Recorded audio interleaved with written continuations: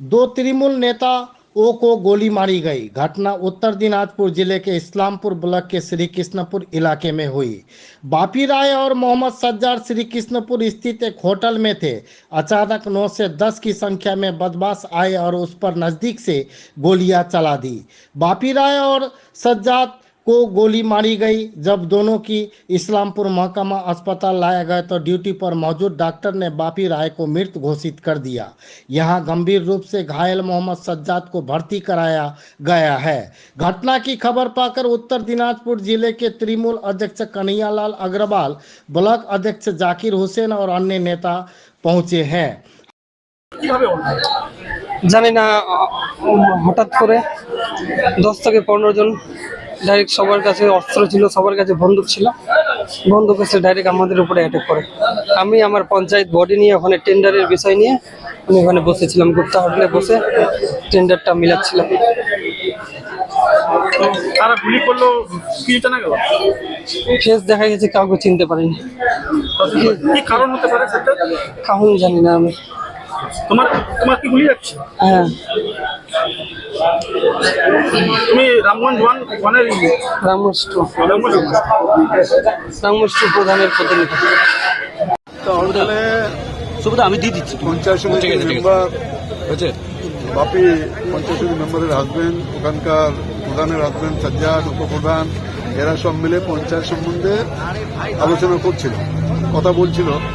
এই সময় 10টা লোক একদম মুখ খোলা অবস্থায় এসে পয়েন্ট ব্ল্যাঙ্ক রেঞ্জে গুলি করেছে। একটা গুলি বাপি লেগেছে গলায়, তো ওকে ইসলামপুর হাসপাতালে আনা হয়েছিল। এখন ওদের যে যারা আত্মীয় আছেন তারা অ্যাকচুয়ালি বিশ্বাস করতে পারছে না যে আমার রুগীর কি অবস্থায় আছে। ওই জন্য ইমিডিয়েট ওরা একটা অ্যাম্বুলেন্স করে নিয়ে গেছে।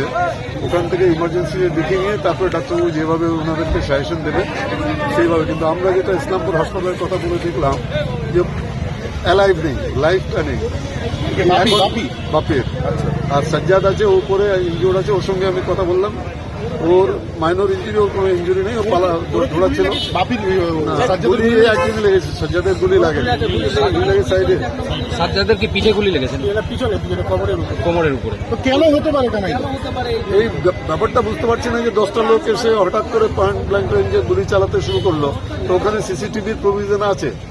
আমি এখনই পুলিশ অফিসারদের যারা আছেন তাদেরকে বলবো যে আপনারা সিসিটিভির মধ্যে দিয়ে খুঁজে বের করুন যে কারা এই আততায়ীরা কারা ছিলেন। নিশ্চয়ই সব বেরোবে। স্যার, রাজনৈতিক কোনো ব্যাপার রয়েছে কি এই বিষয়ে? না, মনে হচ্ছে না রাজনৈতিক কোনো ব্যাপার এর মধ্যে থাকতে পারে, এখনই বলা যাচ্ছে না। বলছি যারা এসেছিল তাদেরকে কাউকে চিনতে পেরেছে? আমি সেটা জিজ্ঞেস করেছিলাম, সাজ্জাদকেও জিজ্ঞেস করেছিলাম, কেউ চিনতে পারেনি। অপন মুখ থাকলেও চেনার মতো মানে কেউ ছিল না যে যাকে চেনা যায়। মানে টার্গেটটা মূলত কে ছিল, যে বাপি না সাজ্জাদ? এটা তো বোঝা যাচ্ছে, এখনই কোনো কিছু পরিষ্কার হচ্ছে না। কি মনে হচ্ছে এলো পাথারেই গুলি চালানো হয়েছে?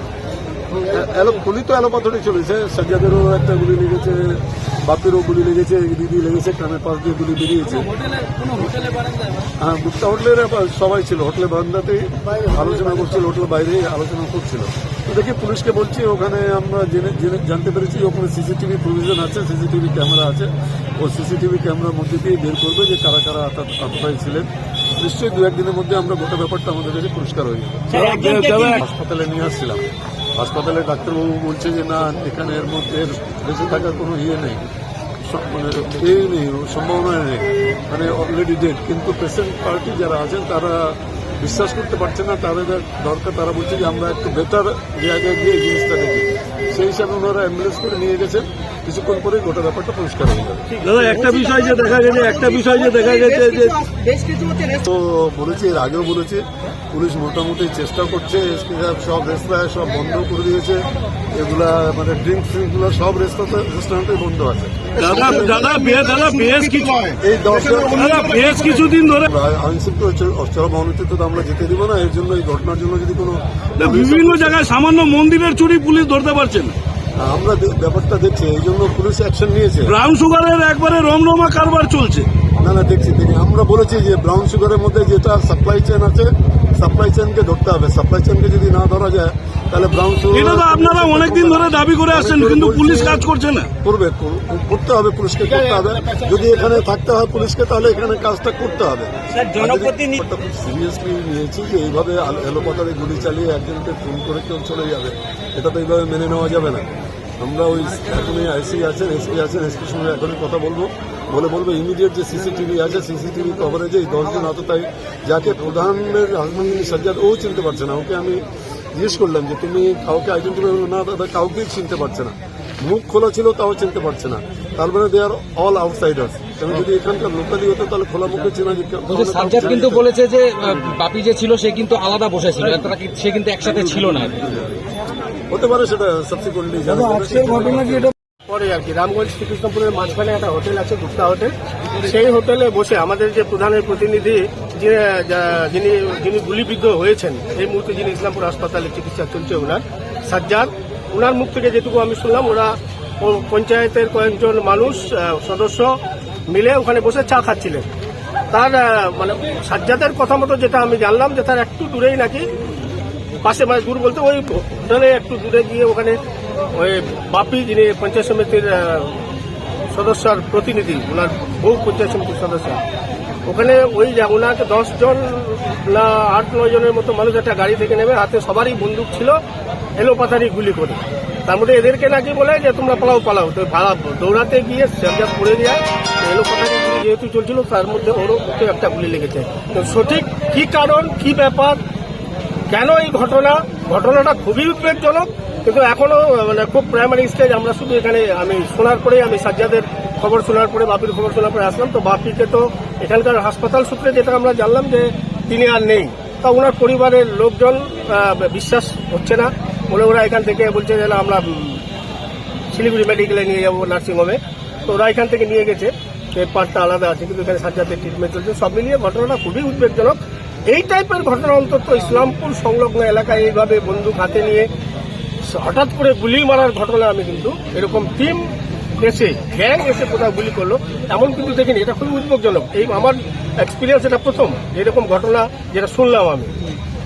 আপনারা যারা দলের প্রতিনিধি, যারা পঞ্চায়েত হলেন, আইন শৃঙ্খলার অবনতি হচ্ছে মনে করছেন? আমরা দলগতভাবে এই ঘটনার খোঁজ নিচ্ছি।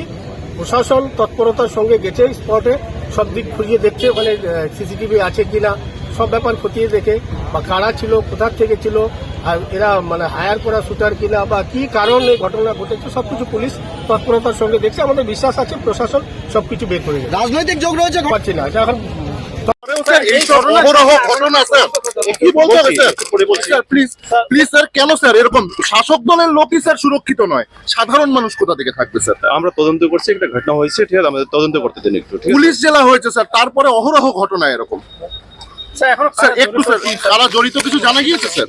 আমরা তদন্ত করছি। তদন্ত করছি। আচ্ছা, ওকে স্যার।